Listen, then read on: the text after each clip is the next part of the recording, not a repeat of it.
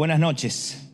Saben, a todos nosotros nos encanta decir que obedecemos a Dios, ¿verdad? Es fácil obedecer a Dios cuando Él te dice, ve y recoge ese auto nuevo que te regalé.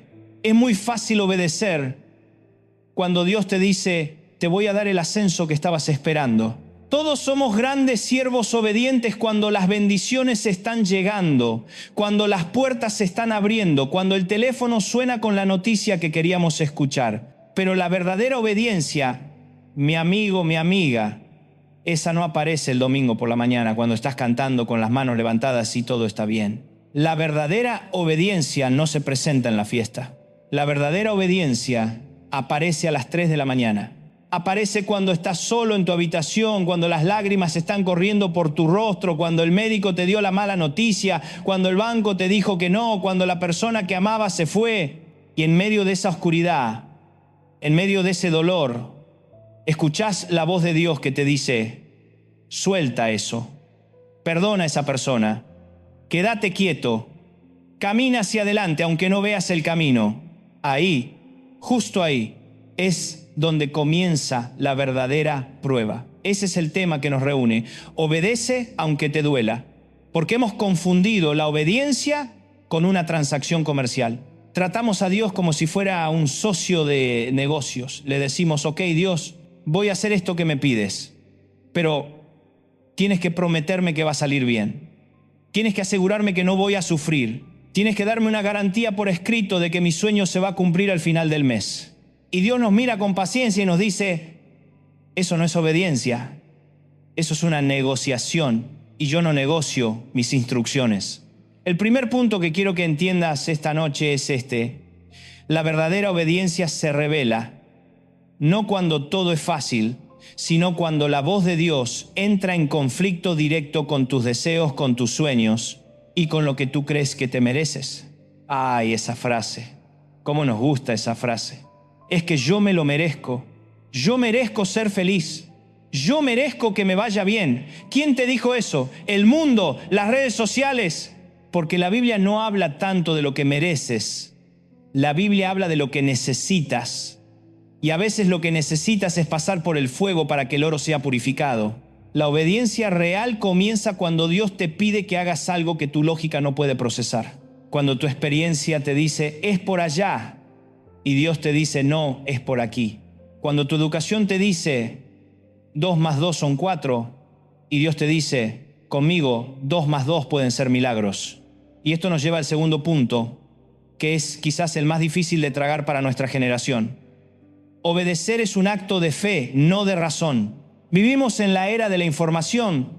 Tenemos Google en el bolsillo. Si queremos saber algo, lo buscamos en segundos. Queremos entenderlo todo. Y llevamos esa misma actitud a nuestra relación con Dios. Antes de obedecer, queremos que Dios nos dé una presentación en PowerPoint. Queremos que nos muestre la hoja de cálculo de Excel con los resultados proyectados. Señor, explícame el plan. Dame las 5 razones por las que debo perdonar al que me traicionó. Dame el análisis de riesgo de por qué debo dejar este trabajo seguro para seguir tu llamado. Queremos ser los consejeros de Dios, no sus siervos. Queremos ser sus consultores de estrategia. Y aquí está la noticia que te va a doler. Dios no te debe ni una sola explicación. ¡Wow! Qué fuerte suena eso en una iglesia, pero es la verdad. Dios no te debe una explicación. Él te da una instrucción. Él te da una dirección. Y sobre todo Él te da su presencia. Pero Él no está obligado a sentarse contigo y explicarte el porqué detrás de cada qué. La obediencia que requiere explicación no es fe, es comodidad, es lógica humana. Y la fe comienza exactamente donde termina la lógica. Dios te está pidiendo que camines sobre el agua y tú le estás pidiendo un informe de la densidad del agua. Te pide que derribes murallas tocando trompetas y tú le pides un análisis estructural de los muros de Jericó. Obedecer sin entender es para creyentes. Obedecer solo cuando entiendes es para cómodos, y Dios no está buscando gente cómoda. Él está buscando gente que crea. Tengo una imagen que quizás te ayude. Imagina que eres un constructor y estás trabajando para el mejor arquitecto del universo. El arquitecto se acerca y te da un solo ladrillo y te dice, quiero que pongas este ladrillo exactamente aquí, en este ángulo, en este preciso lugar. ¿Qué haces tú? Si eres como la mayoría de nosotros, agarras el ladrillo y empiezas a analizarlo. Este ladrillo no me gusta mucho, el color es raro. ¿Y por qué aquí? No tiene sentido, aquí no va una pared. El plano dice que la cocina va del otro lado. Arquitecto, ¿estás seguro? ¿No será mejor ponerlo allá? ¿Y si mejor traigo cemento de otra marca? Y el arquitecto te mira y te dice, yo no te pedí que entendieras el plano completo del edificio, yo no te pedí tu opinión sobre el ladrillo, yo te pedí que pusieras el ladrillo donde yo te dije. Tu trabajo no es entender el edificio, tu trabajo es poner el ladrillo. El trabajo de Dios es construir el palacio.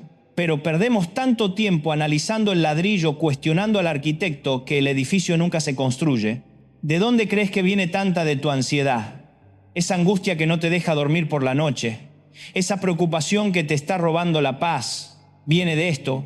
Estás tratando de entender a un Dios que es incomprensible en lugar de confiar en un Dios que es infalible.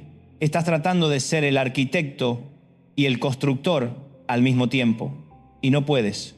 Tu ansiedad es el espacio que hay entre la instrucción de Dios y tu Obed, y nuestra generación quiere un cristianismo a la carta. Señor, me gusta esto de ti, pero esto de negarme a mí mismo, no mucho. Eso lo voy a dejar. Me gusta la parte de los milagros, pero no me gusta la parte de la disciplina. Me gusta la bendición, pero odio el proceso. Hablamos de la obediencia parcial. ¿Sabes qué es la obediencia parcial? Es el problema del rey Saúl. Dios le dijo, destruye todo a los amalecitas. Clarito, sin letras pequeñas, destruye todo. ¿Y qué hizo Saúl? Obedeció, pero a su manera. Dijo, bueno, matamos a los feos, pero dejamos vivo al rey y nos guardamos las mejores ovejas y las mejores vacas. Total, es para sacrificar a Dios. Usó una excusa espiritual para justificar su desobediencia. Cuando Samuel lo confronta, Saúl dice, pero sí obedecí. Y Samuel le da la lección más grande sobre este tema. ¿Acaso se complace el Señor tanto en los holocaustos como en que se obedezca a su voz? Ciertamente, el obedecer es mejor que los sacrificios. ¿Sabes qué le estaba diciendo? Dios no quiere tus vacas. Dios no quiere tu show. Dios no quiere tu religión. Dios quiere tu obediencia. La obediencia a medias. Escúchame bien. La obediencia a medias es desobediencia completa. Dios no quiere tu mejor esfuerzo. Él quiere tu rendición. No quiere que intentes hacerlo a tu manera. Quiere que mueras a tu manera y lo hagas a la suya. Y aquí es donde duele. Porque la prueba real no es cuando Dios te pide que dejes el pecado que tú ya odias. Deja de mentir. Fácil. Deja de robar. Claro. La verdadera prueba, el verdadero dolor, es cuando Dios te pide que entregues el sueño que amas. Es cuando te pide que sueltes al Isaac por el que esperaste 20 años. Es cuando te pide que perdones a la persona que más te lastimó. Es cuando la instrucción de Dios se siente como una pérdida. Tú estás llorando esta noche por una puerta que Dios cerró. Y estás ahí de rodillas, golpeando esa puerta cerrada, gritándole, Señor, ábrela. Era la puerta de mis sueños y Dios te está diciendo desde el otro lado, no voy a abrirla. Porque te amo demasiado como para dejarte entrar en un lugar que te iba a destruir. Obedéceme, levántate y camina hacia la puerta que yo sí tengo abierta para ti. Pero duele, claro que duele. Duele dejar ir lo que amamos. Duele soltar el control. Estamos obsesionados con el por qué. Dios, ¿por qué me pasó esto? Señor, ¿por qué él? ¿Por qué ella? ¿Por qué yo? Dios no es Google. No puedes googlear el sentido de tu sufrimiento y esperar 3 respuestas rápidas. Dios es un padre. Y un padre a veces da instrucciones que el hijo no entiende, pero lo hace para protegerlo. Cuando eras niño, tu padre te decía, no toques la estufa. ¿Y qué hacías tú? ¿Pero por qué? Porque te dije que no. ¿Pero por qué? Porque quema. Y no fue hasta que un día pusiste el dedo y te quemaste que dijiste, por eso era. Hay gente aquí que está tocando la estufa espiritual una y otra vez. Dios te dijo, no salgas con esa persona. ¿Y tú por qué? No hagas ese negocio. ¿Por qué? Perdona a tu hermano. ¿Por qué? Y estás tocando la estufa, te estás quemando y luego te enojas con Dios por las ampollas. Dios no te debe la explicación del por qué. Él te ofrece la promesa de yo estoy contigo. Y eso tiene que ser suficiente. La prueba de fe no es si Dios te habla. La prueba de fe es qué haces cuando Él te habla y no te gusta lo que te dice. La prueba es obedecer sin sentir, porque si esperas a sentir ganas de obedecer, nunca lo harás. Tus sentimientos te van a traicionar. Hoy amas a Dios, mañana te sientes deprimido. Hoy tienes fe, mañana tienes dudas.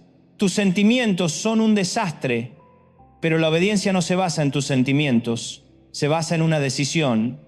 Una decisión de decir, Señor, no entiendo esto, me duele esto, mi lógica grita, no, mi corazón está roto, pero porque tú lo dices, lo haré. Porque confío en ti más de lo que confío en mi dolor. Este es solo el comienzo, este es el vestíbulo, la prueba ha comenzado, la lógica ha fallado y ahora es cuando el verdadero dolor comienza. Porque la obediencia, mi amigo, es a menudo el primer paso hacia el dolor antes de ser el último paso hacia la gloria. Deja de analizar, comienza a obedecer. Estás aquí esta noche y estás dolido, lo sé. Estás aquí escuchando esto, tal vez en tu auto, tal vez en tu cama a medianoche, porque algo te está rompiendo por dentro. Y como te dije la semana pasada, obedeciste, diste el paso de fe, soltaste lo que Dios te dijo que soltaras. Y ahora duele más que antes. Y estás pensando, Dante, no lo entiendes, este dolor es demasiado. Si Dios es bueno, ¿por qué permite que duela tanto? Piensas que este dolor ha venido a matarte. Piensas que este silencio de Dios, este silencio ensordecedor, es abandono. Crees que Él se olvidó de la instrucción que te dio, que se olvidó de ti en medio del proceso. Quiero decirte la primera gran verdad de esta noche: estás equivocado. Ese dolor que sientes no es tu funeral, es tu matrícula. Bienvenido a la Universidad del Dolor. Este es el lugar, esta es la escuela donde Dios forja a sus mejores guerreros. Nadie se gradúa cum laude del confort. Nadie aprende las lecciones profundas de la vida en un día de spa. Los grandes hombres y mujeres de Dios, si mirás sus vidas, si mirás sus historias, todos tienen cicatrices. Todos pasaron por esta universidad. Y la matrícula es el dolor. Tú piensas que el dolor es un castigo, y a veces lo es. A veces cosechamos lo que sembramos, pero la mayoría de las veces, para el Hijo de Dios, el dolor no es un castigo, es una preparación. Dios no quiere que te vuelvas amargo. Él no quiere que este dolor te endurezca y te convierta en una persona cínica, enojada con la vida, no. Él usa el dolor para moldearte. Él usa el dolor para ayudarte a crecer. El mismo fuego que endurece el barro ablanda el oro. La pregunta no es ¿por qué hay fuego? La pregunta es ¿qué eres tú? ¿Barro o oro? Porque el dolor va a venir. Eso es inevitable. Lo que es opcional es la amargura. Tú estás en el taller del maestro y tienes que entender cómo trabaja el maestro. Imagina que eres un pedazo de metal. Quizás hoy te sientes así. Un pedazo de chatarra, inútil, oxidado, deforme, tirado en un rincón. Sientes que no sirves para nada. Y Dios, que es el maestro herrero, pasa por el depósito de chatarra de tu vida y te ve. No ve la chatarra, Él ve la espada, ve la herramienta, ve el potencial. Y Él te recoge. ¿Y qué es lo primero que hace? ¿Te pule, te pone en una vitrina? No. Lo primero que hace el herrero es meterte en el fuego.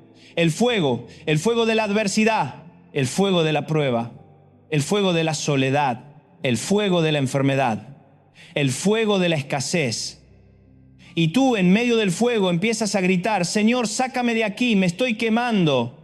Esto no es lo que me prometiste, esto duele. Y Dios, el herrero, te mira y te dice: aguanta. El fuego no es para destruirte, es para ablandarte, es para quemar la escoria, es para quemar el óxido, es para quemar todas esas impurezas que la bendición y la comodidad nunca podrían quitar. Hay cosas en tu carácter, orgullo, arrogancia, autosuficiencia, que solo el fuego puede quemar. Así que aguanta el fuego, obedece al proceso, Y cuando estás al rojo vivo, cuando crees que ya no puedes soportar más, ¿crees que te deja enfriar?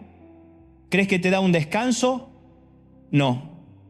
El herrero te saca del fuego hirviendo y te pone sobre el yunque de la quebrantura, el yunque de toqué fondo, el yunque de la rendición total. Y luego agarra el martillo y empieza a golpearte. ¡Pum! La traición de un amigo. ¡Pum! La pérdida del trabajo. ¡Pum! El diagnóstico del médico. ¡Pum! La puerta que se cerró en tu cara. ¡Pum! El ataque injusto.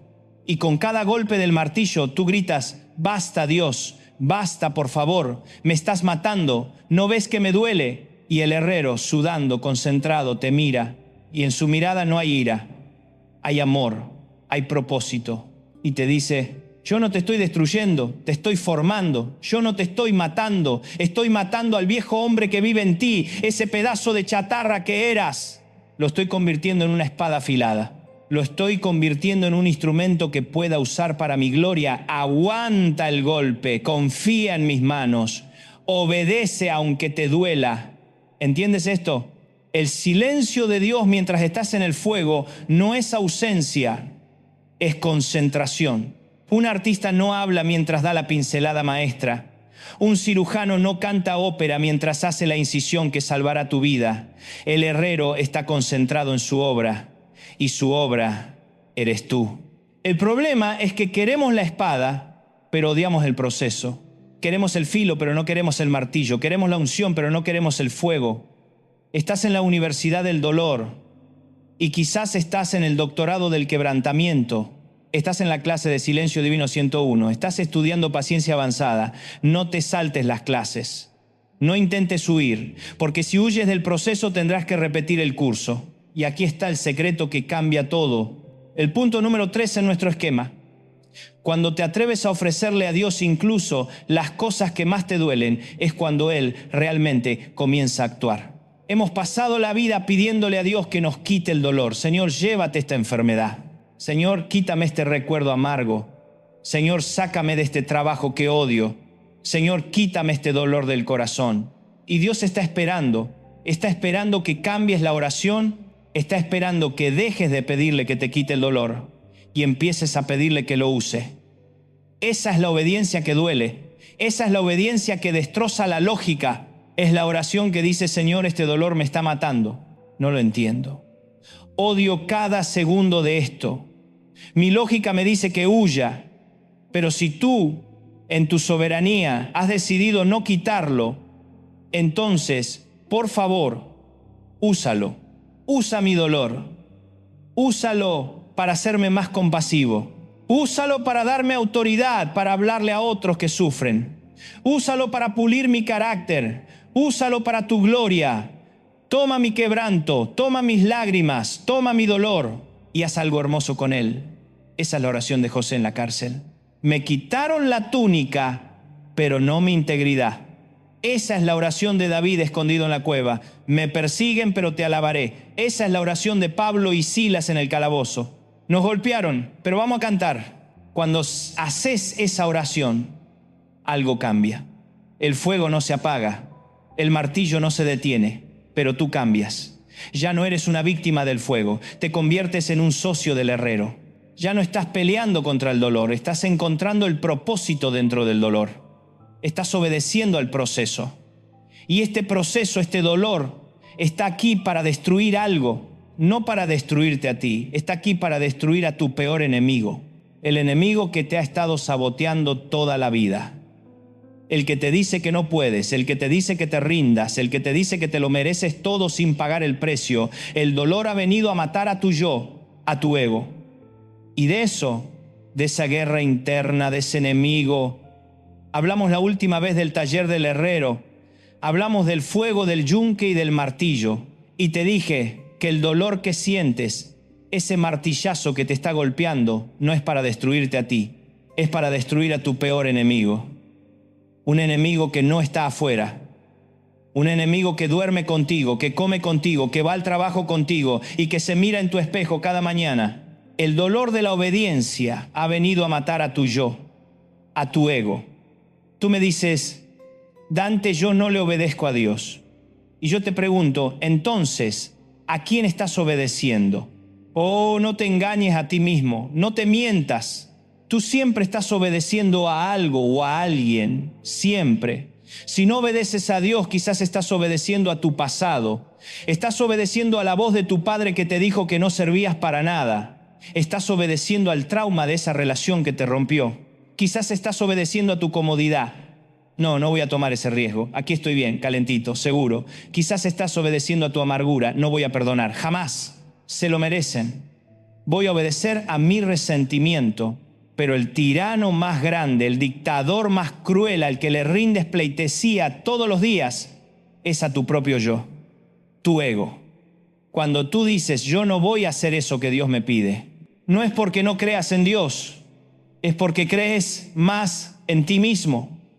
Y este es el centro del mensaje de esta noche. La obediencia duele, claro que duele, porque la obediencia es una declaración de guerra. Es una guerra civil espiritual que se libra dentro de ti. Es la batalla final por el trono de tu corazón. Imagina que tu corazón es una habitación con un trono en el centro, solo hay espacio para uno. Y durante toda tu vida, tu yo ha estado sentado en ese trono. Tu ego es el rey y es un rey que da órdenes. Quiero esto, necesito esto, no me gusta aquello, tráiganme comodidad, sírvame placer, exijo respeto. Y tú, como un sirviente, corres a cumplirle los caprichos a tu ego. Y un día Jesús entra en la habitación. Él no pide un banquito, Él no pide un lugar en la esquina. Él camina directo hacia el trono. Te mira a los ojos y te dice, este es mi lugar. Y la obediencia es el acto de decirle a tu ego, Rey, bájate de ahí. ¿Y tú crees que al ego le gusta eso? ¿Crees que tu yo va a decir, oh sí, claro, Señor? Qué buena idea. Toma mi corona, toma mi cetro. Jamás. En el momento en que decides obedecer a Dios, tu ego, tu yo, se levanta y grita, traición, golpe de estado, ¿cómo te atreves? Este soy yo. ¿No ves que si me matas mueres tú? El dolor de la obediencia. ¿Sabes qué es? Es el grito de muerte de tu ego. Es tu yo pataleando, arañando, gritando mientras lo arrastras del trono. Por eso duele tanto. Dios no solo está probando tu acción, está intentando destronar a tu rey. Y este rey, este ego, tiene generales, tiene ejércitos. Y el primer enemigo de la obediencia, el general de 5 estrellas del ejército del ego, se llama soberbia, orgullo. Qué palabra tan fea, soberbia. Nadie aquí diría yo soy soberbio. No, la soberbia es mucho más sutil. La soberbia no es solo caminar con el pecho inflado creyendo que eres mejor que los demás. No, la soberbia espiritual es mucho más peligrosa. Es la soberbia la que te dice al oído, mi lógica es mejor que la instrucción de Dios. Es la soberbia la que dice, yo sé mejor que Dios lo que necesito para ser feliz. Es la soberbia la que dice, mi plan era perfecto. ¿Por qué Dios lo arruinó? La soberbia fue el pecado original, no fue una manzana. Fue el deseo de ser como Dios. Fue el ego de Eva diciendo, tiene sentido, la serpiente tiene razón, puedo ser mi propia diosa, no necesito obedecer. Y la soberbia fue la caída de Lucifer, subiré, pondré mi trono, seré semejante al Altísimo. Fue el yo en su máxima expresión. Y ahora Dios te da una instrucción que ataca directamente tu soberbia. Te dice, perdona. Y tu soberbia dice, jamás, Él me ofendió primero, yo tengo la razón. Te dice, espera. Y tu soberbia dice, no, lo quiero ahora, yo sé cuál es el tiempo perfecto. Te dice, sirve. Y tu soberbia dice, ¿servir yo a esa gente? Hacer ese trabajo tan bajo. No, yo estudié una maestría, yo soy alguien. Y como te resistes, como proteges tu soberbia, Dios tiene que sacar el martillo del dolor para romper ese orgullo.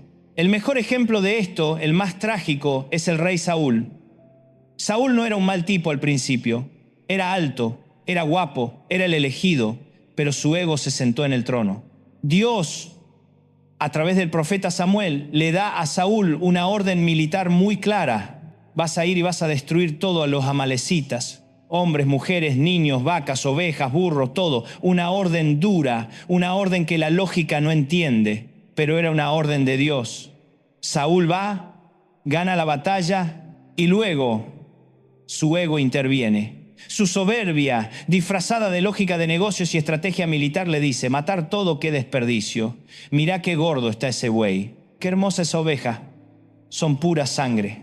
Y mirá al rey Agag, es un rey como yo, no podemos matar a un rey así nomás.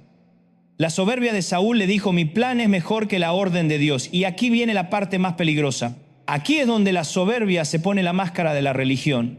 Cuando Samuel llega, ¿qué encuentra? Una fiesta. Saúl había perdonado la vida al rey y se había quedado con lo mejor del ganado.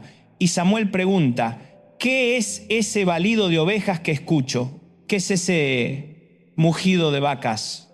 La respuesta de Saúl es la excusa más antigua de la soberbia religiosa. Oh, es que el pueblo tomó lo mejor para sacrificarlo al Señor tu Dios. Qué brillante, qué astuto. Estoy desobedeciendo, pero por una buena causa. Es para la iglesia, es para Dios. ¿Cuántas veces has hecho eso? ¿Cuántas veces has justificado tu desobediencia con una excusa espiritual? No, yo no me voy de este trabajo que Dios me dijo que dejara, porque ¿quién le va a predicar a mis compañeros? Mentira, es soberbia, es miedo.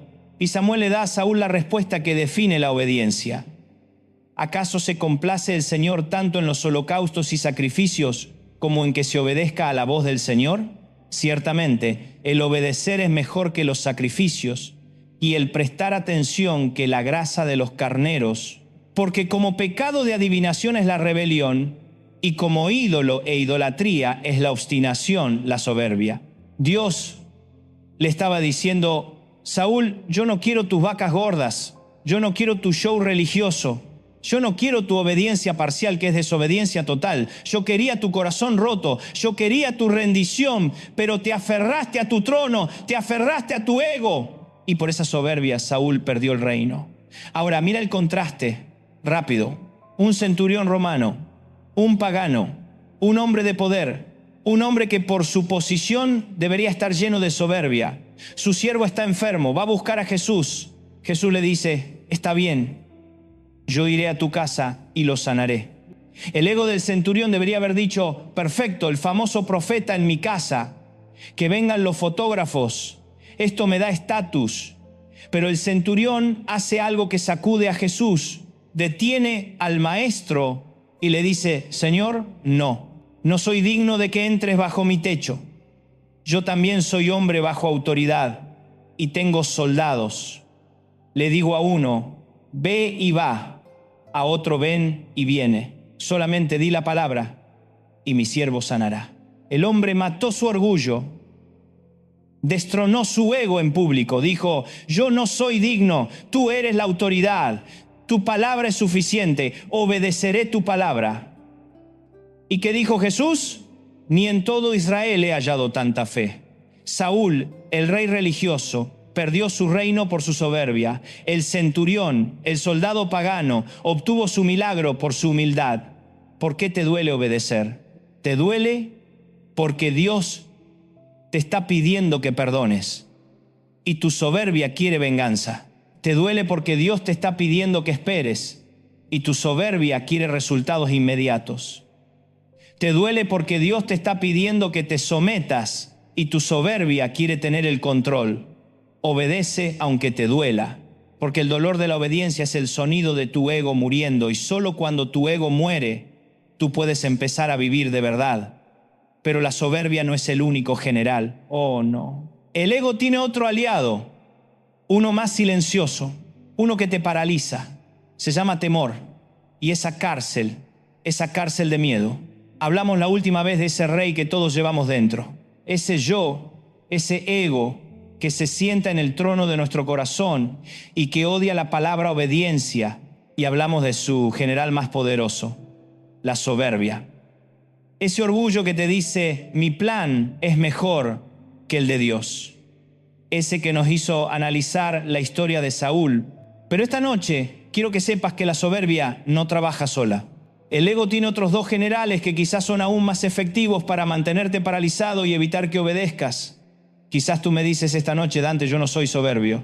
Yo sé que el plan de Dios es mejor. Yo sé lo que tengo que hacer. Mi problema no es la arrogancia. Mi problema es que estoy paralizado. Bienvenido, bienvenida. Esta noche es para ti. Porque si la soberbia te hace pelear contra Dios, el segundo general del ego te hace huir de Dios. Y su nombre es temor, miedo. El miedo es el enemigo número 2 de la obediencia. Es la cárcel invisible. ¿Sabes qué es el miedo?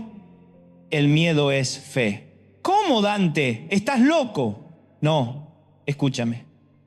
El miedo es fe. Pero es fe al revés. Es fe en el diablo. Es fe en el fracaso. Es tener la certeza absoluta, la convicción inquebrantable de que todo va a salir mal. El miedo es la voz que te susurra al oído: no lo hagas, te vas a caer, vas a fracasar, te van a lastimar, vas a perderlo todo. ¿Para qué intentarlo? Y Dios te da una instrucción clara: deja ese trabajo y emprende. Perdona a esa persona. Múdate de ciudad. Habla de mí. Y tú, en lugar de obedecer, te sientas a escuchar la voz del miedo. El mejor ejemplo de esto, la tragedia más grande causada por el miedo, la encontramos en el desierto. Dios saca al pueblo de Israel de Egipto. Los saca con mano poderosa, abre el mar rojo, el milagro más grande, les da de comer maná del cielo, les da agua de una roca. Durante 2 años ven milagros todos los días. Y finalmente llegan a la frontera, están en Cades Barnea, están a un paso de la tierra prometida, a un paso de la bendición, del sueño de generaciones. Y Dios les da la orden de obediencia. La tierra es suya, es la tierra que fluye leche y miel. Vayan, entren, tomen posesión. ¿Qué orden más clara? Obedezcan. Pero, ¿qué hace el pueblo? Señor, ¿podemos primero hacer un análisis de mercado? ¿Podemos enviar un equipo de exploración? Solo para confirmar, tú sabes. La lógica humana metiéndose otra vez. Y Dios en su paciencia les dice: está bien, manden a sus espías. Mandan a 12, uno por cada tribu. Los 12 espías entran, están 40 días y vuelven. ¿Y qué traen? Traen un racimo de uvas tan grande que se necesitan 2 hombres para cargarlo. La evidencia de la promesa, la prueba de que Dios tenía razón, y la gente se emociona. ¡Wow! Es verdad. Y entonces los espías piden el micrófono. 10 de ellos se paran al frente y dan el reporte más destructivo de la historia. El reporte del miedo. Sí, la tierra es increíble. Es verdad que fluye leche y miel. Miren estas uvas. Pero, ese pero que mata la obediencia. Pero la gente que vive allí es fuerte. Las ciudades están amuralladas hasta el cielo. Y vimos gigantes. Vimos a los hijos de Anac. Eran enormes. Y nosotros, a su lado, éramos como langostas, como saltamontes, y así les parecíamos a ellos. Silencio total en el campamento. 2 de los espías, Josué y Caleb, intentan salvar la situación. No. Es verdad que hay gigantes, pero Dios está con nosotros. Son pan comido, obedezcamos. Pero ya era tarde. El virus del miedo ya se había esparcido. Y todo el pueblo empezó a llorar. Nos trajeron aquí a morir. Mejor nos hubiéramos quedado en Egipto. Nos van a matar a nosotros, a nuestras esposas y a nuestros hijos. Van a ser el botín de los gigantes. ¿Sabes qué pasó esa noche? Su obediencia fue paralizada por el miedo. Dios les había dicho: entren. El miedo les dijo: no entren. ¿A quién obedecieron? Obedecieron al miedo. Y esa desobediencia nacida del miedo les costó todo. Dios dijo: está bien, no quieren entrar por miedo. Dicen que van a morir en el desierto, pues morirán en el desierto.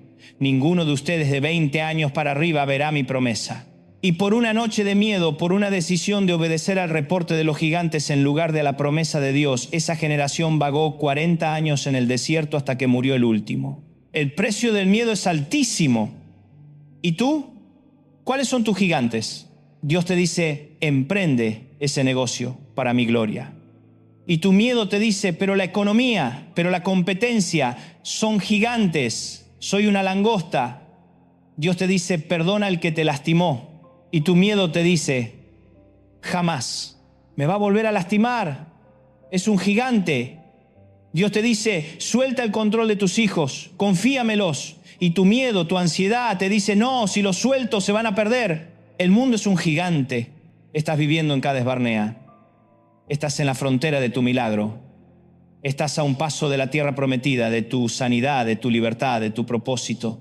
Pero estás paralizado, llorando en tu tienda porque le creíste más al reporte del gigante que a la palabra de Dios. Obedece aunque te duela. Y a veces el dolor es el dolor del miedo. Obedece aunque tengas miedo. La valentía no es la ausencia de miedo. Eso no existe. La valentía es estar temblando de miedo, pero dar el paso de todas formas. Es caminar con las rodillas temblando, pero caminar en la dirección que Dios te dijo. Es ser como Josué y Caleb y decir, sí, hay gigantes. ¿Y qué? Mi Dios es más grande que sus gigantes. El apóstol Pablo le dijo a Timoteo, porque no nos ha dado Dios espíritu de cobardía, de temor, sino de poder, de amor y de dominio propio. Tu ansiedad, esa que no te deja dormir, se alimenta de tu miedo, la obediencia. La obediencia mata de hambre a tu ansiedad. Pero hay un tercer general, y este es el más sutil, el más moderno, el asesino silencioso de los propósitos de Dios. Si la soberbia te hace pelear con Dios y el miedo te hace huir de Dios, este tercer enemigo te hace avergonzarte de Dios. Es el enemigo número 3, la opinión de la gente, el qué dirán. Oh, qué tirano, qué dictador. Estamos viviendo una generación adicta a la aprobación. Vivimos para el like, vivimos para la foto, vivimos para la galería y hemos construido una cárcel, una prisión que no tiene barrotes de hierro, pero es más fuerte que Alcatraz. Es la prisión de la opinión pública. Los muros de tu celda son las opiniones de tu familia. ¿Qué va a decir mi mamá? El techo de tu celda es la opinión de tus amigos. ¿Se van a burlar de mí en el grupo de WhatsApp? Los guardias de tu celda son tus redes sociales, esperando a ver si encajas o no, y Dios te da una instrucción. Quiero que dejes esa relación. Ese hombre no es para ti. Y tú dices, pero Señor, ¿qué va a decir la gente? Ya todos saben que nos casamos, ya puse las fotos en Facebook. ¡Qué vergüenza! Y te quedas en la relación tóxica, no por amor, sino por obedecer al qué dirán. Quiero que hables de mí en tu oficina. ¿Y tú aquí, Señor? No, van a pensar que soy un fanático, van a decir que soy un aleluya. Voy a perder mi credibilidad profesional. ¿Y te callas la boca? ¿Obedeces al miedo, a la opinión de tus colegas? ¿Sabes quién fue el primer esclavo de este enemigo? Cuando Samuel lo confronta por desobedecer, por guardar las ovejas, ¿sabes cuál fue la excusa final de Saúl? Cuando ya no pudo mentir más, dijo, pequé, pues temía al pueblo y consentía la voz de ellos. 1 Samuel 15:24. Ahí está. No fue solo soberbia, fue miedo. Miedo a ser un rey impopular, miedo a que la gente no lo quisiera. Prefirió la aprobación de la gente antes que la obediencia a Dios. Y le costó el reino. Y Pedro, el gran apóstol Pedro, el que caminó sobre el agua, el que dijo, tú eres el Cristo. Ese mismo Pedro, la noche que arrestaron a Jesús, estaba calentándose en la fogata y una criada, ni siquiera un soldado, una empleada de servicio, lo mira y le dice, tú también estabas con él. ¿Y qué hizo Pedro? Dijo, sí, es mi Señor y voy a morir por él. No. Dijo, no lo conozco. Estás loca. Obedeció al qué dirán de la fogata. Obedeció al miedo a una criada. Y el Evangelio de Juan dice algo terrible de los fariseos. Dice que muchos de ellos creían en Jesús, pero a causa de los fariseos no lo confesaban para no ser expulsados de la sinagoga, porque amaban más la gloria de los hombres que la gloria de Dios. ¡Qué frase! Amaban más la opinión de la gente que la obediencia a Dios. ¿Y tú, a quién amas más? ¿La aprobación de tu jefe o la instrucción de tu Señor? el aplauso de la multitud o el bien hecho del Rey de Reyes. Obedece aunque te duela. Y el dolor más agudo de nuestra generación es el dolor de la impopularidad. Es el dolor de que te dejen en visto. Es el dolor de que te saquen del grupo. Es el dolor de que te llamen anticuado, cerrado o fanático. Bienaventurado eres cuando te llamen así por causa de Cristo. Tienes que tomar una decisión. ¿A quién le vas a obedecer?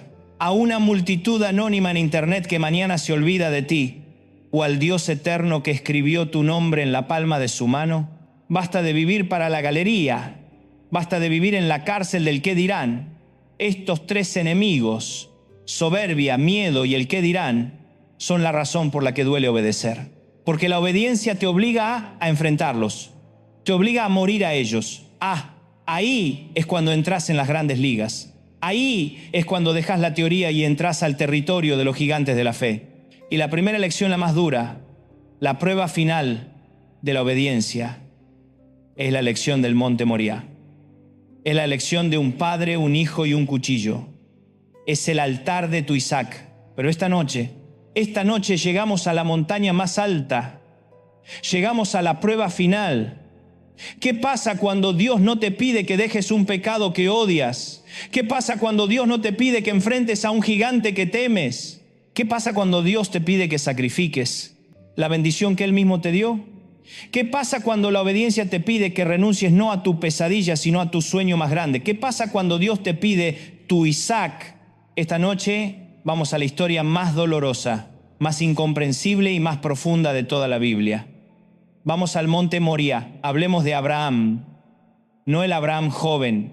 Hablemos del Abraham de más de 100 años. El hombre que esperó toda su vida, una promesa, un hijo. Le prometieron ser padre de multitudes y ni siquiera podía ser padre de uno. Esperó 10 años, 20 años, 25 años. Esperó hasta que su cuerpo estaba, dice la Biblia, como muerto.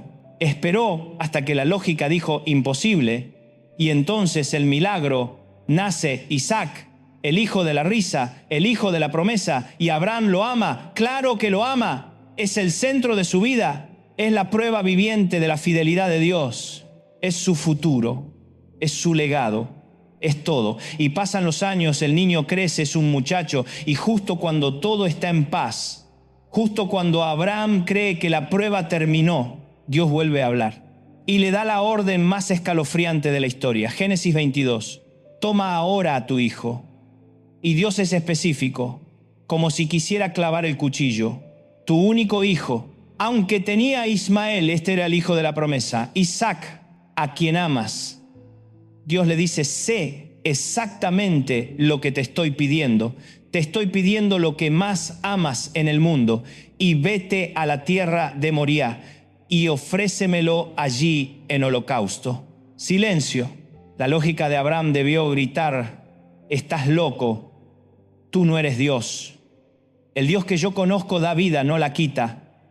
El Dios que yo conozco odia el sacrificio humano. El Dios que yo conozco me dio este hijo. ¿Te estás contradiciendo? El miedo debió decirle, huye, toma al niño y huye, escóndelo, ve a Egipto, no dejes que Dios lo encuentre. El qué dirán debió susurrarle, ¿qué le vas a decir a Sara? Que fuiste a la montaña y quemaste a su hijo. ¿Te va a matar? La gente dirá que eres un asesino fanático. Y el dolor debió ser insoportable. ¿Y qué hizo Abraham? ¿Qué hizo este hombre? La Biblia nos da la respuesta más aterradora y asombrosa. Y Abraham se levantó muy de mañana, no negoció.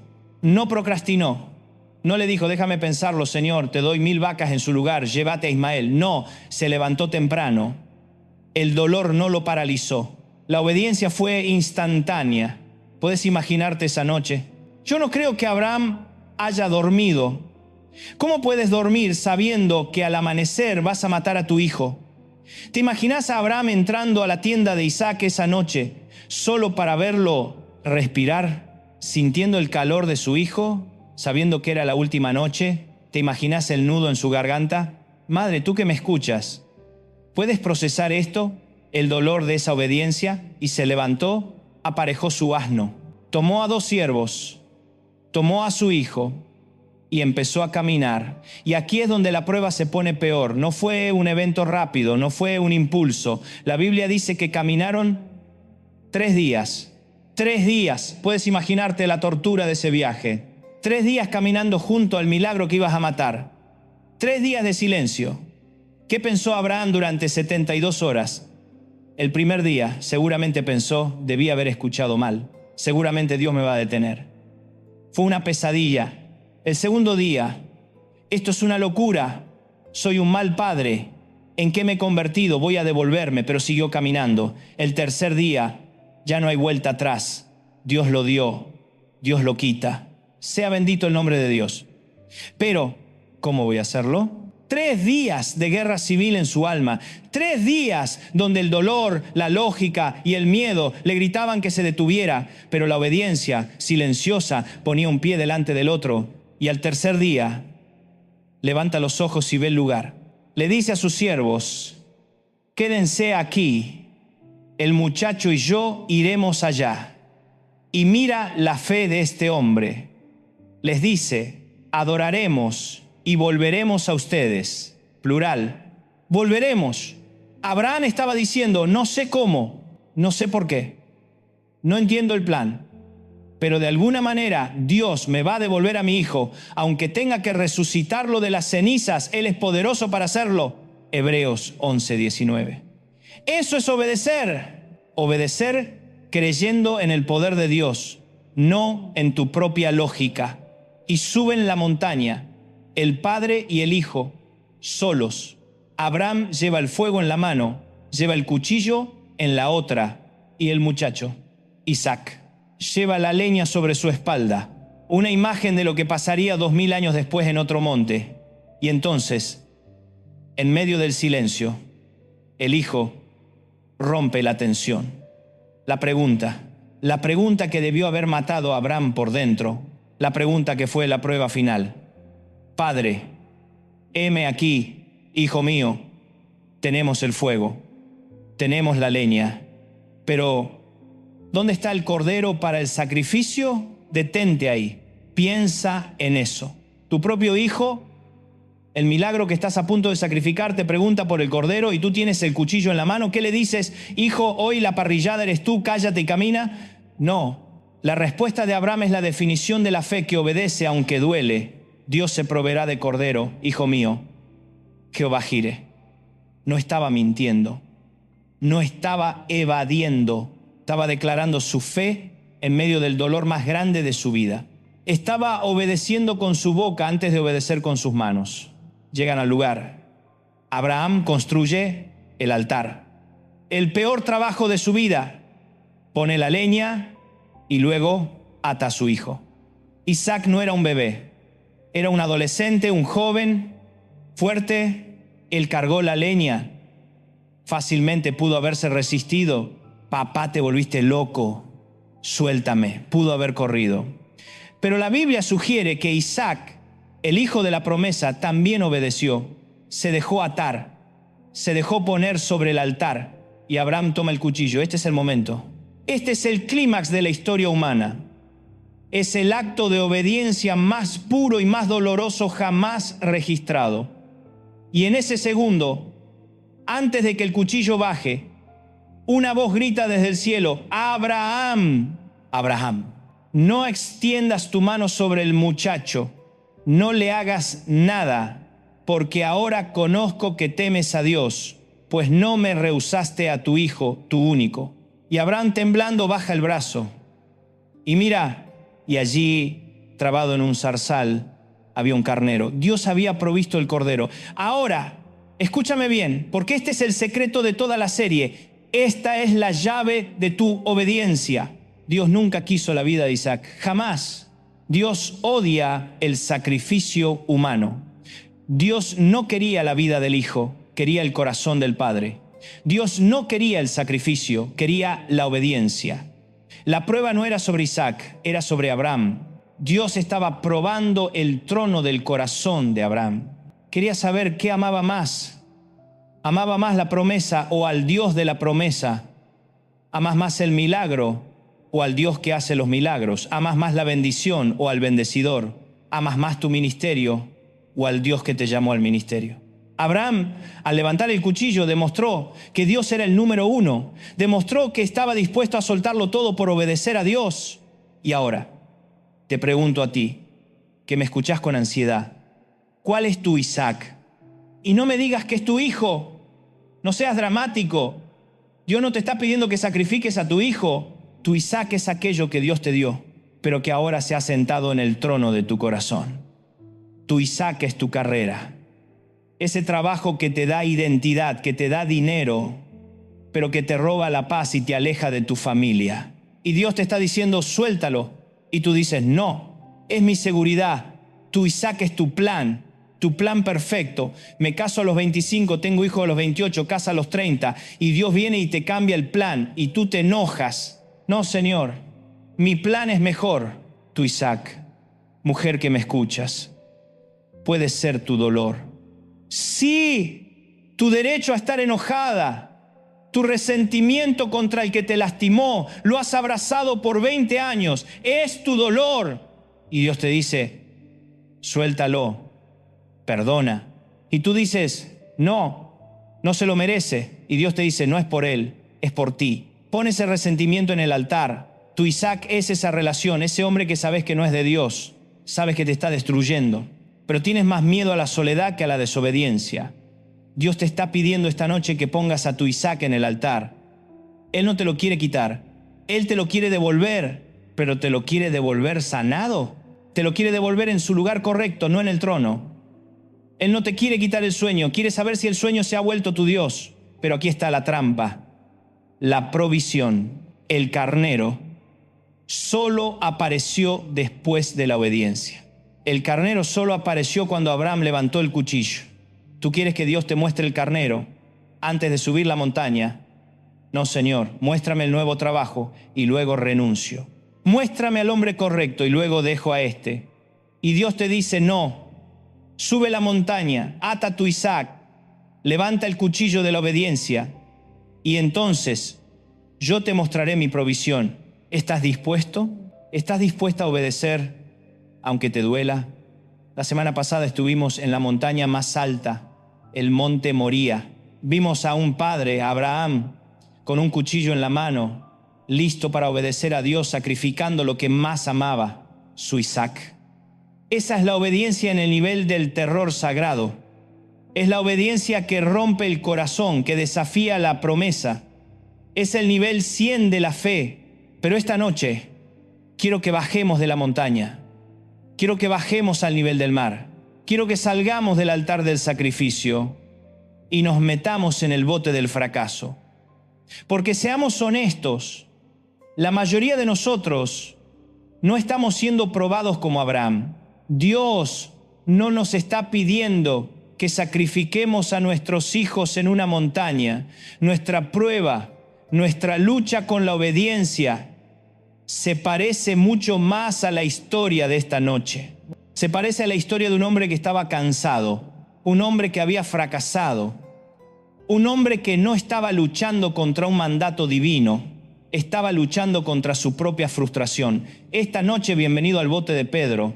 Quiero que te imagines la escena, Lucas capítulo 5. Estamos en el lago de Genesaret. Es de madrugada, el sol apenas está saliendo y la orilla huele a pescado, a sal y a fracaso. Hay un grupo de hombres en la playa. Están enojados, están cansados, están sucios, pero sobre todo están frustrados. Y en medio de ellos está el líder, Simón Pedro. Pedro es un profesional. Él no es un teólogo, no es un filósofo, es un pescador. Es el mejor en lo que hace. Conoce el lago como la palma de su mano. Sabe dónde están los peces. Sabe cómo se mueven las corrientes. Sabe qué carnada usar. Es su oficio.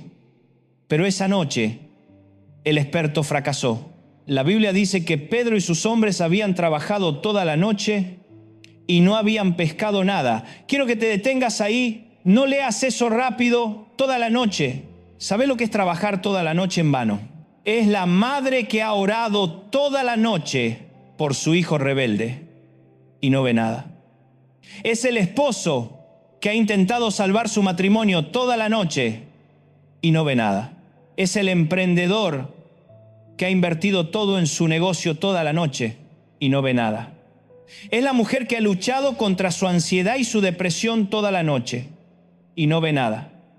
Toda la noche es el resumen de tu frustración, es el cansancio acumulado, es la sensación de inutilidad.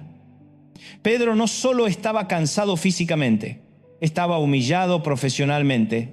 El gran pescador regresando con las redes vacías. ¡Qué vergüenza! ¿Y qué estaba haciendo Pedro cuando Jesús lo encuentra? Estaba lavando las redes. Este es el detalle que cambia todo. ¿Qué significa lavar las redes? Significa terminé, se acabó, lo guardo todo, no funcionó, me rindo. Es el acto de resignación, es el final de la jornada. Es el momento en que guarda las herramientas porque el proyecto fracasó. ¿Cuántos de ustedes esta noche están lavando las redes? Estás lavando las redes de tu matrimonio. Ya está, hice lo que pude, se acabó. Estás lavando las redes de ese sueño. Era una buena idea, pero no funcionó. Estás lavando las redes de tu fe. He orado, he creído, pero Dios no responde. Mejor me vuelvo realista. Pedro está de rodillas, con el agua fría hasta la cintura, limpiando el lodo y las algas de una red vacía.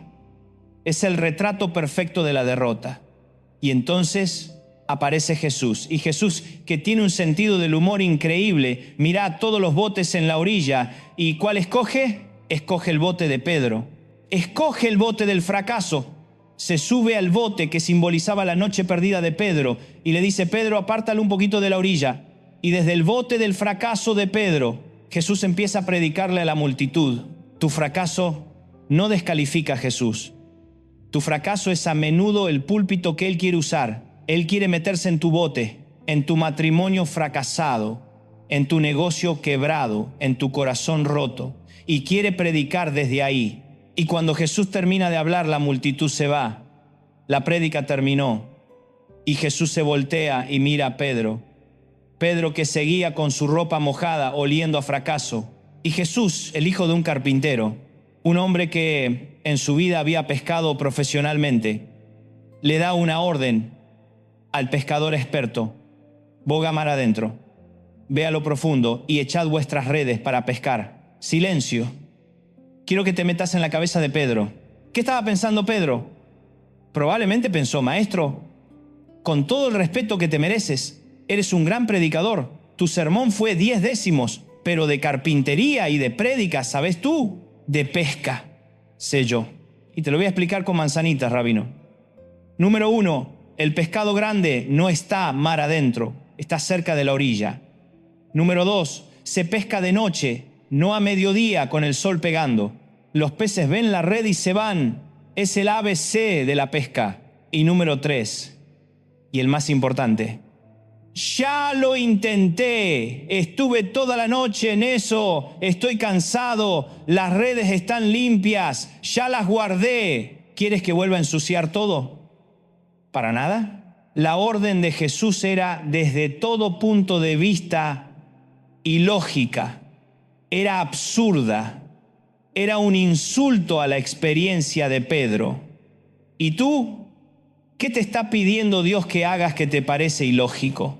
Dios te está diciendo: perdona al que te traicionó. Y tu lógica dice: no, eso es absurdo, me va a volver a lastimar. Dios te está diciendo: da, sé generoso en medio de tu escasez. Y tu lógica dice: no, es absurdo, si doy, me quedo sin nada. Dios te está diciendo: vuelve a confiar en mí, vuelve a orar por tu matrimonio. Y tu lógica, tu experiencia, tu fracaso te gritan: no, ya lo intenté toda la noche. Estás exactamente en el bote de Pedro, cansado, frustrado y recibiendo una orden ilógica. Y aquí viene el momento que define la obediencia. Es el momento, Abraham, de Pedro. Es el momento del dolor, el dolor de la frustración, el dolor del orgullo herido. Pedro mira a Jesús. Mira sus redes limpias, mira el sol, suspira y dice la frase que lo cambió todo, la frase que es el centro de esta noche: maestro, hemos trabajado toda la noche y nada hemos pescado. Esa es la voz de la experiencia. Esa es la voz del fracaso, esa es la voz de la lógica. Lo intenté, no funcionó, pero, ese pero, en griego es más. Sin embargo, más, en tu palabra echaré la red. Esa es la obediencia que duele. Mi lógica dice que no, mi experiencia dice que no, mi cansancio dice que no, mi orgullo profesional dice que no, mi fracaso me grita que no. Todo en mí dice que es una estupidez, pero, como tú lo dices, porque es tu palabra, lo voy a hacer. Esa es la obediencia que Dios está buscando. Una obediencia que se levanta por encima de tu fracaso. Una obediencia que honra la palabra de Dios por encima de tu experiencia. ¿A qué le vas a obedecer tú esta noche? ¿A tu historial de fracasos o a la palabra del Maestro? Pedro está diciendo, yo soy el experto, pero tú eres el Señor. Y la palabra del Señor anula mi experiencia. ¡Qué lección! Y la Biblia dice que Pedro, de mala gana me lo imagino yo, suspirando, quejándose, muchachos, saquen las redes otra vez. El rabino quiere pescar y van mar adentro y tiran la red. Y en ese momento, el milagro. La red se llenó tanto que la Biblia dice que se rompía. Tuvieron que llamar al otro bote, el bote de sus socios, el bote de Juan y Jacobo, y llenaron los dos botes, tanto que se hundían. El fracaso de toda una noche fue borrado por un acto de obediencia ilógica. La obediencia de Pedro no solo le dio peces a él, le dio peces al bote de al lado. Escúchame, tu obediencia, esa que te duele, esa que desafía tu fracaso, no solo te va a bendecir a ti, va a bendecir a los que están en el bote contigo. Tu obediencia en tu matrimonio va a bendecir a tus hijos. Tu obediencia en tu negocio va a bendecir a tus empleados. Tu obediencia va a causar que otros botes se llenen, pero aquí está el secreto. El mismo secreto que con Abraham. ¿Tú crees que Jesús necesitaba el pescado? ¿Crees que el milagro era para montar una pescadería? ¿Crees que la historia se trata sobre peces? No. Al igual que la prueba de Abraham no era sobre Isaac, la prueba de Pedro no era sobre el pescado, era sobre el pescador. Jesús estaba probando a Pedro. Quería ver si Pedro estaba dispuesto a obedecer la palabra de Dios, incluso cuando su experiencia de experto le decía lo contrario. Y cuando Pedro vio el milagro, cuando vio el bote hundiéndose de pescado, la Biblia dice que cayó de rodillas y no dijo, wow, Jesús, somos ricos, montemos un negocio. No, dijo, apártate de mí, Señor, porque soy hombre pecador. En ese momento Pedro entendió, esto no es sobre peces, esto es sobre quién eres tú. Y si tú puedes hacer esto con peces, que es mi área, ¿qué no podrás hacer con mi vida? Y Jesús lo mira y le da la verdadera orden, la que venía después de la obediencia. No temas, Pedro, desde ahora serás pescador de hombres. El milagro fue solo el subproducto de la obediencia. El verdadero objetivo era la transformación de pescador de peces a pescador de hombres. Dios te está pidiendo que obedezcas en el área de tu mayor fracaso. Te está pidiendo que eches la red una vez más en ese matrimonio que no pescó nada, en ese sueño que no pescó nada. No porque Él quiera darte peces, sino porque quiere transformarte a ti. Quiere llevarte de la frustración a la fe. Quiere tu propósito. Pero el milagro solo viene después de la obediencia ilógica. ¿Estás listo para dejar de lavar tus redes? ¿Estás listo para dejar de obedecer a tu fracaso? ¿O vas a decirle como Pedro, Señor, estoy cansado, Señor, ya fracasé, Señor, esto es absurdo, pero en tu palabra echaré la red? Estuvimos la semana pasada en la orilla del lago, en el bote del fracaso. Vimos a un Pedro frustrado, cansado, que había trabajado toda la noche sin pescar nada. Lo vimos obedecer una orden ilógica, boga mar adentro, y vimos cómo esa obediencia que nació de la frustración y no de la fe desató un milagro que rompió las redes. Vimos a Abraham obedecer en el dolor más íntimo y privado, en la soledad de una montaña, listo para sacrificar a su propio hijo. Pero esta noche quiero que hablemos de una obediencia que para mí es la más difícil de todas. No es la obediencia que desafía tu dolor, Abraham. No es la obediencia que desafía tu fracaso, es la obediencia que desafía tu reputación. Tú y yo pensamos que obedecer es difícil, Pero ¿sabes qué es más difícil? Obedecer cuando tu obediencia te hace ver como un completo loco, como un fanático, como un idiota. Ah, ¿ves? Ahí te toqué. Porque tú y yo estamos obsesionados con lo que la gente piensa. Hablamos de eso en el qué dirán. Odiamos quedar en ridículo. Preferimos estar equivocados con la multitud que tener la razón, pero estar solos. La obediencia de Abraham fue privada, dolorosa pero privada. Nadie se enteró. La obediencia de Pedro fue frente a sus socios, pero la obediencia de Noé, la obediencia de Noé fue pública, fue un show, fue el hazme reír del mundo entero durante más de un siglo. Hablemos de Noé. Génesis capítulo 6. Cuando pensamos en Noé nos imaginamos un viejo simpático con barba blanca en un barquito de madera con 2 jirafas sonrientes. Nos imaginamos un cuento de niños. No, señor, no, señora. La historia de Noé no es un cuento de niños. Es una de las historias de obediencia más brutales y dolorosas de la Biblia. Primero entendamos el contexto. El mundo de Noé no era un mundo de cavernícolas tontos. No, la Biblia dice que era un mundo lleno de violencia. Era un mundo sofisticado, lleno de gente que seguía su propia lógica. La gente se casaba, construía, bebía, vivían sus vidas, tenían su ciencia, tenían su cultura. Y en medio de esa generación, Dios encuentra a un hombre, pero Noé halló gracia ante los ojos de Jehová. Y Dios, que siempre rompe nuestros esquemas, le da a Noé la instrucción más absurda, ilógica y ridícula de la historia de la humanidad. Noé, quiero que construyas un barco. Yo me imagino a Noé, ok, Señor, un barco. ¿Puedo hacer un barco para pescar, para cruzar el río? No, Noé, quiero que construyas un arca, un monstruo, un edificio flotante de 3 pisos. Te voy a dar las medidas exactas. 300 codos de largo, 50 de ancho, 30 de alto. La quiero calafateada por dentro y por fuera. Noé, tragando saliva, seguramente pensó, ok, es el barco más grande de la historia. ¿Y dónde lo construyo? ¿En el puerto? Y aquí es donde la cosa se pone buena. No, Noé, quiero que la construyas ahí, en tu patio trasero, lejos del agua, en medio de la nada. Y le da el motivo, porque voy a traer un diluvio. Voy a hacer llover. Silencio. Tenemos que entender algo. Según muchos teólogos, en ese momento de la historia, nunca había llovido.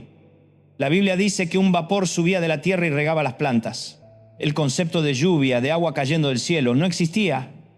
Ponte en los zapatos de Noé. Dios le estaba pidiendo que construyera un barco gigantesco en medio del desierto para prepararse para algo que nunca había pasado. Tráelo a tu vida. Dios te está pidiendo que te prepares para una bendición que tu familia nunca ha visto. En mi familia todos son divorciados. Y Dios te dice, tú vas a tener un matrimonio que dure. En mi familia todos mueren de cáncer. Y Dios te dice, tú vas a caminar en sanidad. Dios te está pidiendo que construyas el arca de tu fe, basándote en una promesa para un evento que tu lógica no puede procesar. Y Noé, ¿qué hizo? Le pidió a Dios un reporte meteorológico. Hizo un estudio de mercado. Le dijo, Señor, ¿no crees que esto va a afectar mi reputación? No. Hebreos 11 dice, por la fe Noé, cuando fue advertido por Dios acerca de cosas que aún no se veían. No se veían. No había ni una nube en el cielo. Con temor, preparó el arca. Él obedeció. Y aquí es donde el dolor de la obediencia toma una forma diferente. El dolor de Noé no fue un cuchillo a Abraham ni una red vacía. El dolor de Noé fue el tiempo. ¿Sabes cuánto tiempo tardó Noé en construir esa arca? ¿Un fin de semana? ¿Un año? 120 años. 120 años. Detente y piensa en eso. No lo pases por alto. Tú te estás quejando porque llevas 2 años orando por tu esposo y no cambia. Te estás quejando porque llevas 6 meses en el negocio nuevo y no despega. Estás ansiosa porque llevas 3 semanas esperando la llamada. Noé obedeció en fe por 120 años sin ver una sola nube. ¿Te puedes imaginar la tortura psicológica de esa obediencia? Imagina el año 1. Noé vende sus propiedades, compra la madera, la gente lo mira. Noé, ¿qué haces? Construye un barco. ¿Un barco? ¿Aquí? Sí, es que va a llover. Y la gente, jajaja, ¿qué llover? Noé se volvió loco. Imagina el año 10. Ya tiene la base. Sus hijos Sem, Cam y Jafet han crecido. Papá, seguro que escuchaste a Dios. Los amigos ya no lo visitan. Es el loco del pueblo, el fanático, el prepper original. Imagina el año 40. La estructura está a medio terminar. Noé ya es un hombre mayor. Sigue martillando. Pasa el vecino. «Hey, Noé, buenos días. ¿Todavía con tu zoológico flotante? Oye, mi techo tiene una gotera. ¿Me prestás tu arca cuando termines?» Y las risas todos los días. Burlas. Ridículo. Imagina el año 80. La gente que se burlaba de él al principio ya se murió. Y sus hijos venían a burlarse de Noé. Mi papá me contaba que tú estabas construyendo esto. Todavía no te llueve, viejito. Imagina el año 119. La obra está casi terminada. Noé está viejo, cansado. Y me lo imagino una mañana despertando, saliendo de su tienda y viendo un sol radiante, un cielo azul perfecto, ni una nube. ¿Te imaginas la fuerza de voluntad, la obediencia, la fe para levantarse ese día y dar el martillazo número 5 millones? Pero Noé siguió martillando. Obedeció aunque le dolió. Le dolió en su reputación, le dolió en su vida social, le dolió en su lógica. Noé tuvo que elegir: obedezco a la opinión de todo el mundo o obedezco a la voz solitaria de Dios. ¿Y tú a quién estás obedeciendo? Dios te dijo: quiero que seas fiel en tu matrimonio. Y tus amigas de la oficina te dicen: ay, amiga, estás loca, divórciate, disfruta la vida, date tu lugar. Y por obedecer al qué dirán, estás pensando en dejar tu arca. Dios te dijo: quiero que vivas en integridad, no robes en esa oficina. Y tus compañeros dicen: estás loco, todos lo hacen. El que no tranza no avanza. Y por miedo a que te llamen tonto, estás dejando de martillar. Dios te dijo: quiero que eduques a tus hijos en mis caminos. Y el mundo te dice: estás loco, déjalos que elijan. Eso es anticuado, eso es opresión. ¿Cuál es el arca que Dios te mandó a construir que te hace ver como un loco? ¿Es tu santidad? ¿Es tu fidelidad? ¿Es tu esperanza por ese hijo que todos dicen que ya está perdido? ¿Es ese ministerio que empezaste en tu garaje y del que todos se burlan? Sigue martillando, sigue obedeciendo. No construyas tu vida basado en el pronóstico del tiempo. Construye tu vida basado en la instrucción del arquitecto. Y entonces, después de 120 años de obediencia ridícula, Noé estaba adentro. Los animales estaban adentro. Su familia estaba adentro. Y la Biblia dice algo impresionante. Dice que Noé no cerró la puerta. Dice: y Jehová le cerró la puerta. ¡Wow!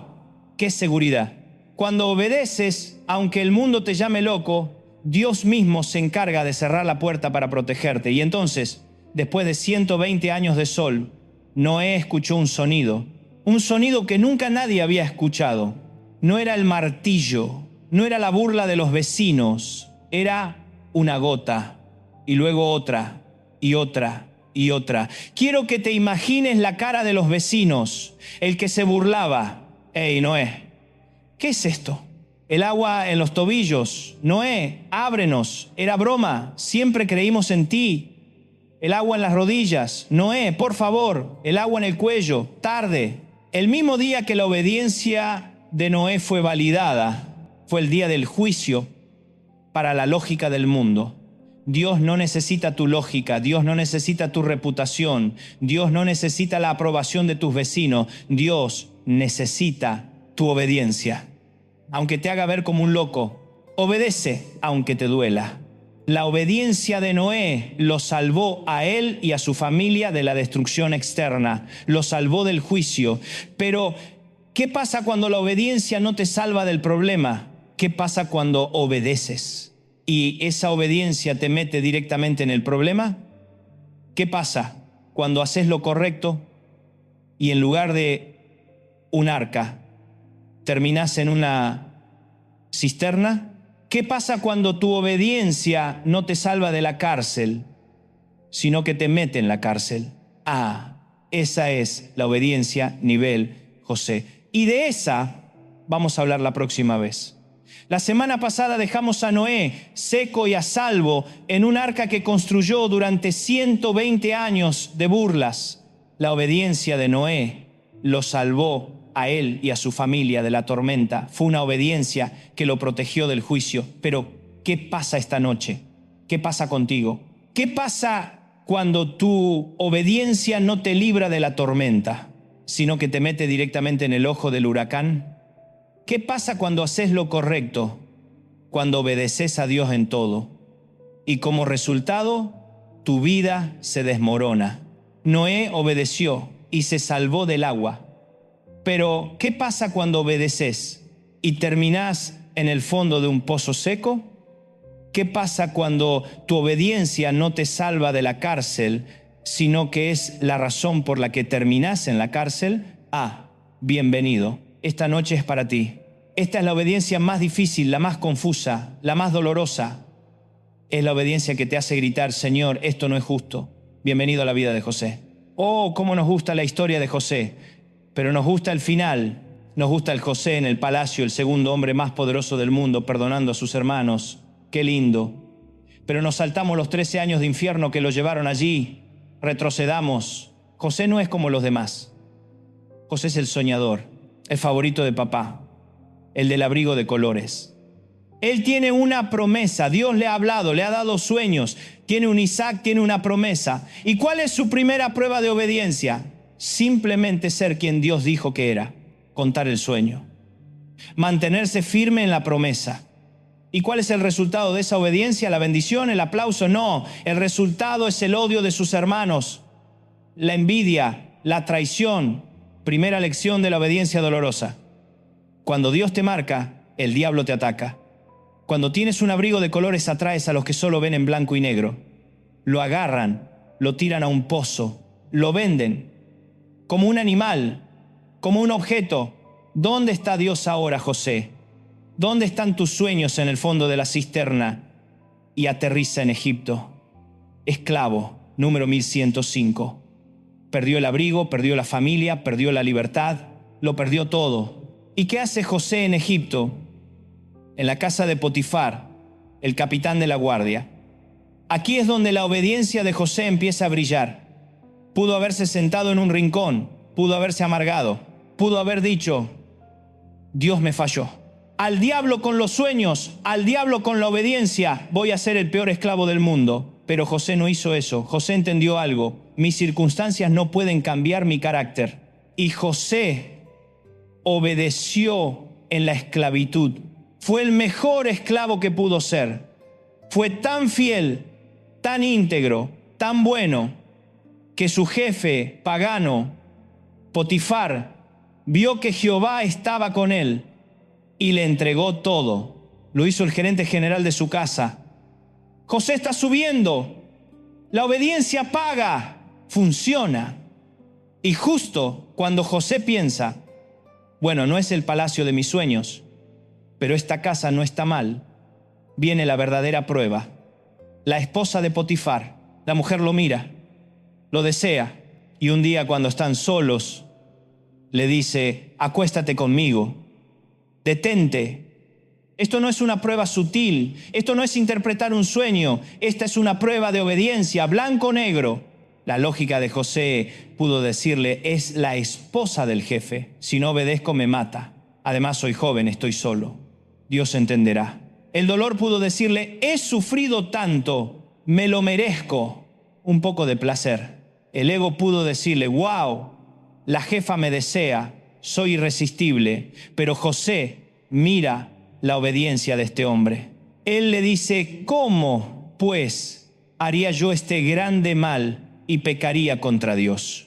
No dijo contra mi jefe, dijo contra Dios. José obedeció, hizo lo correcto, huyó. Literalmente salió corriendo.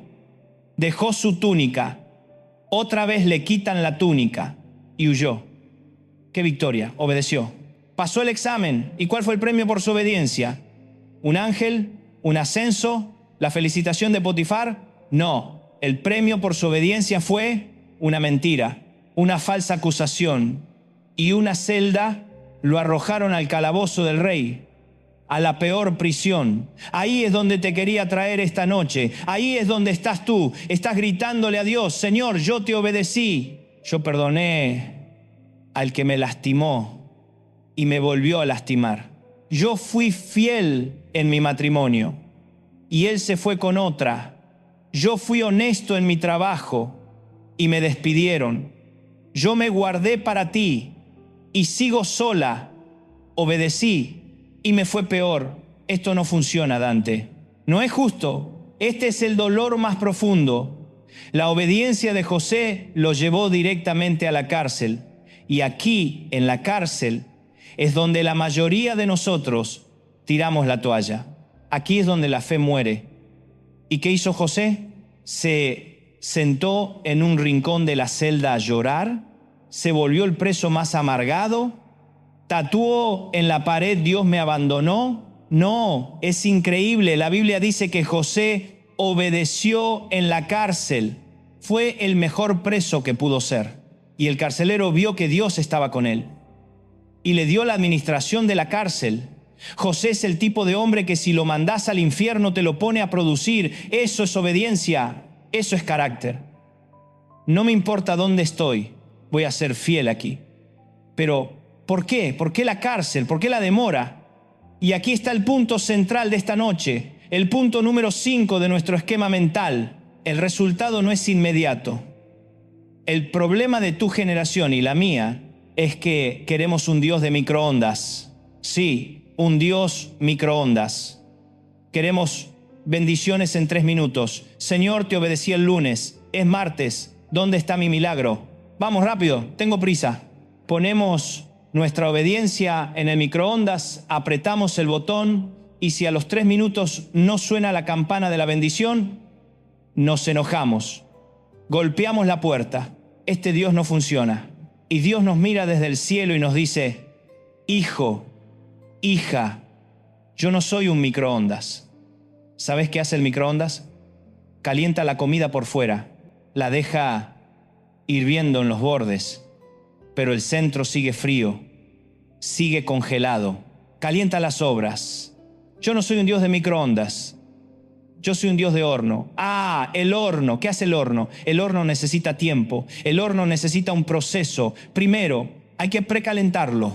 Luego, metes la masa y tienes que esperar. El horno trabaja lento, aumenta la temperatura despacio. ¿Por qué? Porque el horno no calienta las sobras, el horno transforma la masa. El horno hornea el pastel, el horno cocina de adentro hacia afuera. Dios no quería calentar a José. Dios quería hornear a José. Dios no quería un esclavo calentado por fuera pero amargado por dentro.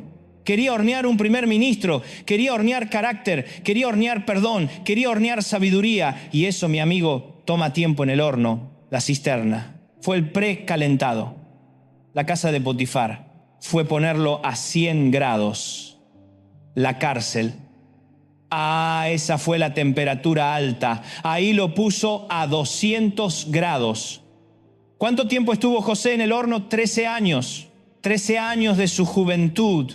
13 años donde Dios estaba horneando la arrogancia que le quedaba.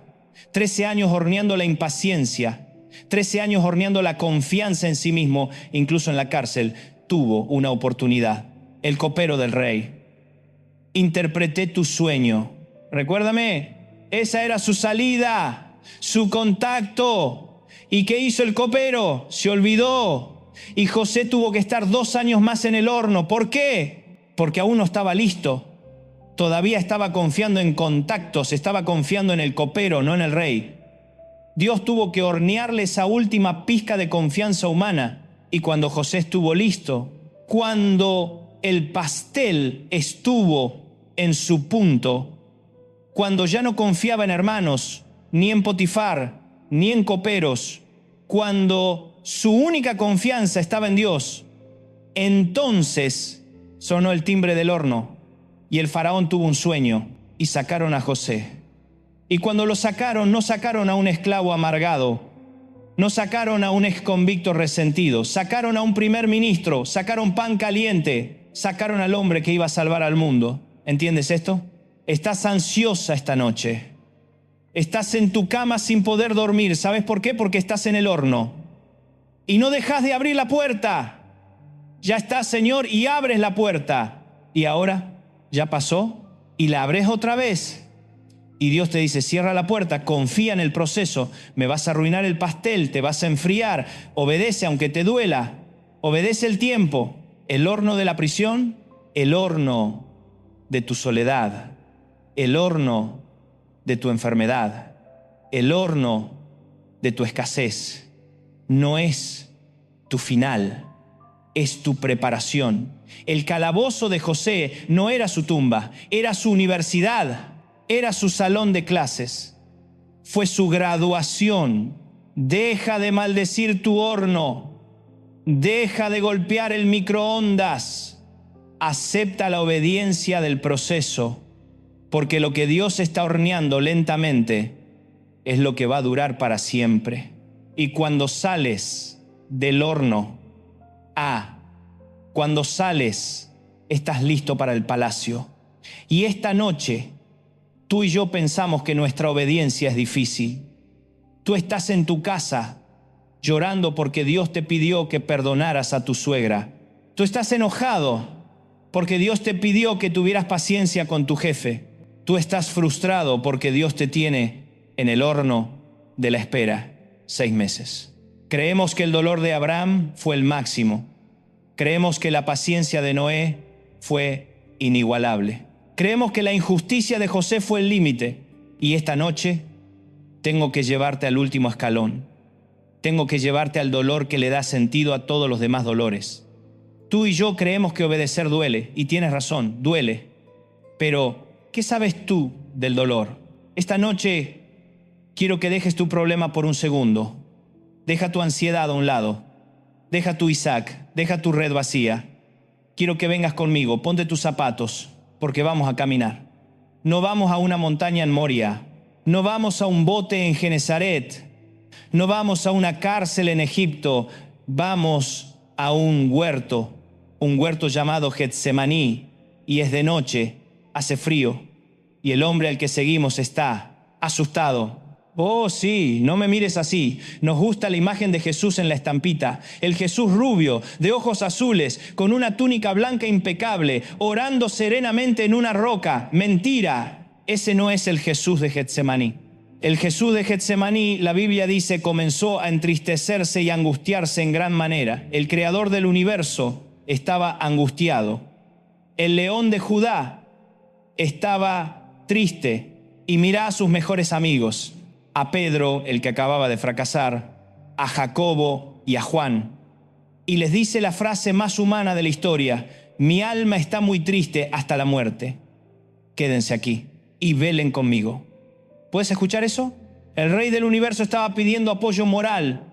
No me dejen solo, quédense despiertos, los necesito. Tú y yo creemos que nuestra obediencia es difícil, y Jesús se adelanta un poco, cae sobre su rostro, no se arrodilla elegantemente, cae y empieza a orar. Pero no es una oración de poder, no es un demonio fuera, no es un Lázaro levántate, es un gemido. Y la Biblia dice que estaba en agonía, y en esa agonía el sudor no era normal. El doctor Lucas, el médico, es el único que da el detalle clínico. Dice que su sudor era como grandes gotas de sangre, hematidrosis, una condición médica real donde el estrés extremo rompe los capilares. Estaba sudando sangre. La presión era tan brutal, tan insoportable, que su cuerpo se estaba rompiendo solo de pensar en lo que venía. ¿Tú crees que te duele obedecer? ¿Alguna vez sudaste sangre por una decisión? ¿Y cuál era la oración? ¿Cuál era la petición del hombre que sudaba sangre? Padre. Aún lo llama Padre. Padre, si es posible, detente ahí. Esa es la frase. Si es posible. Es la voz de la humanidad, es la lógica de Jesús, es la parte del hombre que grita, tiene que haber otro plan. Padre, tú eres todopoderoso, tú puedes hacer cualquier cosa. Inventa otro plan. No hay otra manera. No podemos negociar, no podemos hacer un sacrificio de 1000 vacas como Saúl, no podemos, no sé, cualquier otra cosa. Si es posible, pasa de mí esta copa. La copa, ¿qué había en esa copa? ¿Tú crees que Jesús le tenía miedo a los clavos? ¿Crees que le tenía miedo a los latigazos? ¿Crees que le tenía miedo a la corona de espinas? Por supuesto que le dolía, era humano, pero no era eso lo que le hacía sudar sangre. Pedro le tuvo miedo a una criada y lo negó. Jesús no era Pedro. Abraham le tuvo miedo al hambre y mintió en Egipto. Jesús no era Abraham. El miedo a los clavos no era el problema. La copa. La copa. La copa no era el dolor físico. La copa era tu pecado y el mío. La copa era el vómito de la humanidad. La copa era toda la lujuria, toda la mentira, todo el adulterio, todo el robo, todo el asesinato, todo el orgullo, toda la amargura de cada ser humano, pasado, presente y futuro. La copa era mi pecado, la copa era el aborto, la copa era la pornografía, la copa era la traición.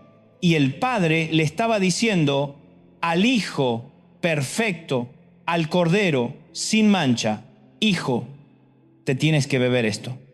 El dolor de Getsemaní no era el miedo a la cruz, era el horror a la separación. Por primera vez en toda la eternidad, el Hijo perfecto iba a ser cubierto de tanta suciedad, de tanta maldad, que el Padre Santo tendría que voltear la mirada. Ese era el dolor, esa era la agonía, el miedo a la separación del Padre. Y Jesús, el hombre, el humano, mira esa copa y su humanidad perfecta grita: no puedo, esto es demasiado. Padre, si es posible, sálvame de esto. Y tú te quejas porque te pidieron perdonar, tú te quejas porque tu Isaac está en el altar. Jesús era el Isaac, Él era el Cordero.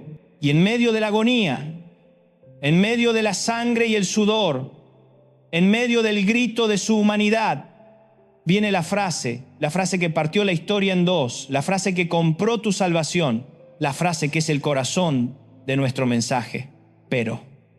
El pero más grande de la historia, más grande que el pero de Pedro. Pero no se haga mi voluntad, la voluntad del hombre que quiere huir del dolor, sino la tuya. La voluntad del Padre que quiere salvar a la humanidad. Esa es la obediencia. Obedece aunque te duela. El dolor de Jesús no era un dolor de músculos, era el dolor de la voluntad, era el dolor de someter su deseo humano al plan divino. Y esa decisión, ese sí en el huerto, fue la obediencia más costosa, más brutal, más dolorosa y más gloriosa de la historia del universo. Abraham obedeció y Dios le proveyó un carnero. Jesús obedeció y Él era el carnero. Noé obedeció y se salvó del juicio. Jesús obedeció y recibió el juicio. José obedeció y lo metieron en la cárcel. Jesús obedeció y lo metieron en la tumba. Y después de ese sí, la agonía no terminó. Apenas empezaba el sí de Getsemaní. Significaba el beso de Judas. Significaba el abandono de sus amigos que se quedaron dormidos y luego huyeron. Significaba la negación de Pedro. Significaba los latigazos que le arrancaron la piel. Significaba las espinas en su frente. Significaba la burla de los soldados. Significaba cargar el madero. Significaba los clavos. Y significaba la copa. Cuando estaba colgado allí, entre el cielo y la tierra, y se hizo de noche a mediodía. Y el dolor de la copa, el dolor de la separación finalmente llegó y gritó. El grito que rompió el infierno. Eloi, Eloi, lama sabactani. Dios mío, ¿por qué me has desamparado? En ese momento, el Padre volteó la mirada. En ese momento, Jesús estaba bebiendo la copa. En ese momento, Él estaba solo. Obedeció hasta la muerte. Obedeció hasta el infierno. Obedeció hasta la separación. ¿Por qué? ¿Por qué hizo todo eso? Por un tecnicismo legal, por un plan teológico. No, lo hizo por ti. Lo hizo por ti, mujer que me escuchas, que estás ansiosa y no puedes dormir. Lo hizo por ti, hombre, que estás cansado de fracasar. Lo hizo por ti, que estás en la cárcel de tu pecado. La obediencia de Jesús, esa obediencia que le costó todo, fue el precio de tu libertad. Y esta noche, Dios no te está pidiendo que vayas a la cruz. Alguien ya fue por ti. Dios no te está pidiendo que sudes sangre. Alguien ya sudó por ti. Pero te está pidiendo tu Getsemaní. Te está pidiendo tú, pero no mi voluntad, sino la tuya. Te está pidiendo que mires tu propia copa. Esa copa de perdonar. Esa copa de esperar. Esa copa de soltar tu Isaac. Esa copa de construir tu arca aunque te llamen loco. Y te está preguntando, ¿te la vas a beber? ¿Vas a obedecer? Porque el sí de Jesús en el huerto fue lo que nos compró la salvación. Y la obediencia de Jesús lo llevó a la cruz y lo llevó a la tumba. Pero el horno no podía retenerlo. La tumba no era el final. Y la próxima vez que nos veamos, vamos a hablar de lo que pasa al tercer día. Vamos a hablar del premio. Vamos a hablar del resultado de obedecer aunque duela. Vamos a hablar de la autoridad de la resurrección.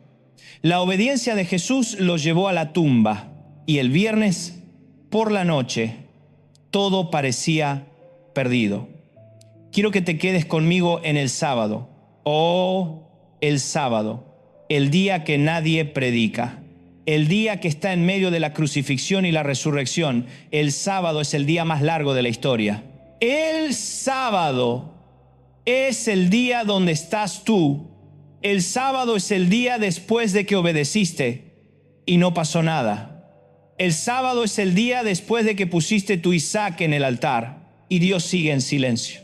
El sábado es el día después de que echaste la red y sigue vacía. El sábado es el día en que estás en el horno y el faraón todavía no llama. El sábado es el día de la duda, el día de la ansiedad. El día de la tumba sellada. ¿Te imaginas a los discípulos ese sábado? Estaban escondidos. Estaban paralizados por el miedo. Pedro estaba llorando, no por un milagro de peces, sino por la vergüenza de su negación. Estaban en el qué dirán. Se acabó. Nos equivocamos. El que dijo ser el rey está muerto. Nuestro líder fracasó. Su lógica les decía, se acabó. El dolor fue para nada. La obediencia fue un error. Y así te sientes tú esta noche. Dante, obedecí. Y duele. ¿Y ahora qué? ¿Dónde está el premio? ¿Dónde está el resultado? Estás viviendo en el sábado. Pero déjame decirte algo que el diablo no quiere que escuches. El sábado tiene fecha de vencimiento. El sábado solo dura 24 horas. La tumba solo fue alquilada. No fue comprada, porque la obediencia, la verdadera obediencia, aunque te lleve a la tumba, nunca te deja en la tumba. Y al tercer día, temprano en la mañana, domingo, hubo un terremoto y la piedra fue removida y la muerte que pensó que había ganado y Satanás que estaba celebrando en el infierno y los discípulos que estaban escondidos en el miedo, todos tuvieron que enfrentar la realidad, que la tumba estaba vacía. Él resucitó y he aquí, mi amigo, mi amiga, aquí está el premio, aquí está el resultado final de obedece aunque te duela. Tú preguntas, ¿cuál es la recompensa de la obediencia? ¿Un auto nuevo? ¿Una casa más grande? ¿Menos problemas? No, esas son las obras del microondas. La recompensa de la obediencia es la autoridad de la resurrección. Escucha, la obediencia de Jesús en Getsemaní, su obediencia en la cruz, su obediencia hasta la muerte. ¿Qué le compró? La Biblia lo dice. Filipenses 2. Se humilló a sí mismo, haciéndose obediente hasta la muerte y muerte de cruz. Esa fue la obediencia, ese fue el dolor y el resultado, el premio por lo cual. Esa es la palabra clave a causa de eso. Dios también le exaltó hasta lo sumo y le dio un nombre que es sobre todo nombre, para que en el nombre de Jesús se doble toda rodilla. El premio de la obediencia es la autoridad. El premio de la obediencia es el nombre. El premio es el poder. Después de que Jesús resucitó, ¿cuáles fueron sus primeras palabras a sus discípulos temerosos? Ay, muchachos, qué dolor. ¿No lo vuelvo a hacer? No.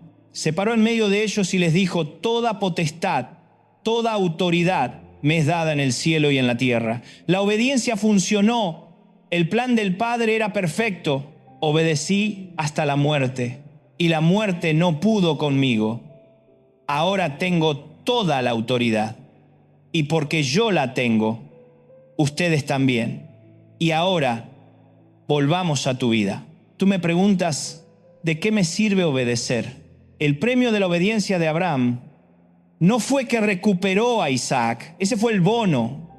El premio fue que Abraham obtuvo la autoridad para ser llamado el padre de la fe, obtuvo la provisión, obtuvo el nombre de Jehová Jireh. El premio de la obediencia de José no fue salir de la cárcel, ese fue el bono. El premio fue que se paró frente a sus hermanos, no con amargura, sino con la autoridad para perdonar, con la autoridad para decir: ustedes pensaron mal contra mí, mas Dios lo encaminó a bien. La obediencia en el horno le dio la autoridad del palacio. El premio de la obediencia de Pedro no fueron los peces. Los peces eran el subproducto. El premio fue la autoridad que recibió cuando Jesús le dijo: desde ahora serás pescador de hombres. La obediencia sobre su fracaso le dio las llaves del reino. Y aquí está el premio para ti. La recompensa número 1 de la obediencia es la autoridad espiritual.